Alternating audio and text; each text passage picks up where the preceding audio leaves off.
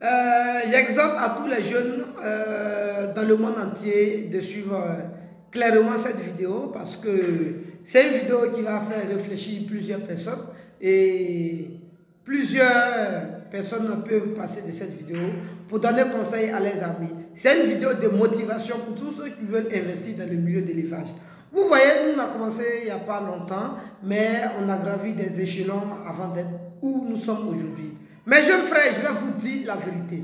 Le milieu des affaires, c'est pas facile. Le milieu des affaires n'est pas facile. C'est pas facile. Mais c'est pas pour ça qu'il faut abandonner. N'abandonnez pas. Quels que soient les risques que vous pouvez apprendre de vos erreurs, allez-y. N'abandonnez pas, n'ayez pas peur, affrontez les réalités. Partez. Souvent, les affaires ne marchent pas comme on le souhaiterait. Souvent, on pense que quand on entre dans les business, automatiquement, ça commence à marcher. Automatiquement, on devient star comme les gens, rouler dans des grosses voitures, faire... Il faut allumer le clim là. Faut voir, c'est là-bas, c'est fait chaud. C'est bon là. Souvent, on pense que quand on entre dans des affaires, automatiquement, on devient multimillionnaire. On commence à faire la vie des gens, la vie de louga. On mange dans des vrais restaurants, on roule dans des grosses voitures. À partir de là, on n'est plus obligé de marcher, de prendre les taxis pour aller où on veut. On dort comme on veut, on se réveille quand on veut. C'est faux, c'est le contraire. Mais ça se réalise lorsque toi-même tu te mets dans le corps de celui qui veut réussir. Quand je dis celui qui veut se mettre dans le corps de celui qui veut réussir, c'est celui qui travaille 24 heures sur 24. Tu veux devenir entrepreneur, je dis bien entrepreneur. Tu ne veux pas devenir un sous-entrepreneur. Je dis bien sous-entrepreneur, c'est celui qui suit des entrepreneurs.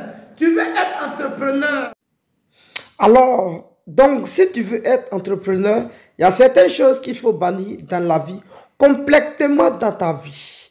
Et je pense que pour être en contact avec ces types de choses qu'il faut bannir dans ta vie, va en haut de cette vidéo, prends mon numéro et contacte-moi. On va en parler sur le plan personnel.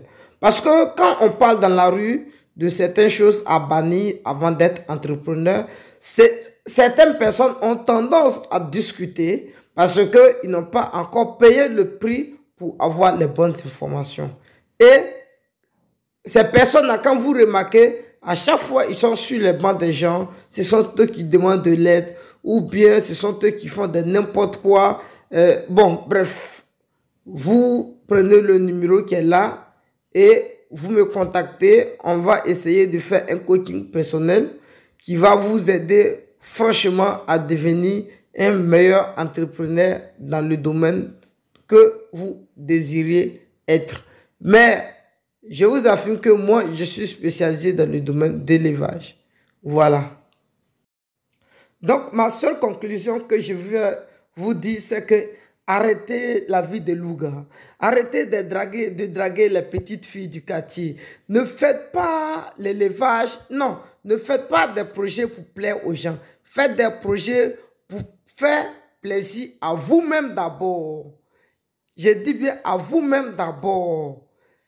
Ayez d'abord ce que je vais appeler une fortune intérieure avant de chercher ce que je vais appeler une fortune extérieure pour influencer les gens. Et d'autres personnes, quand ils entrent automatiquement dans le monde des affaires, ils pensent qu'ils doivent influencer automatiquement son entourage. C'est faux.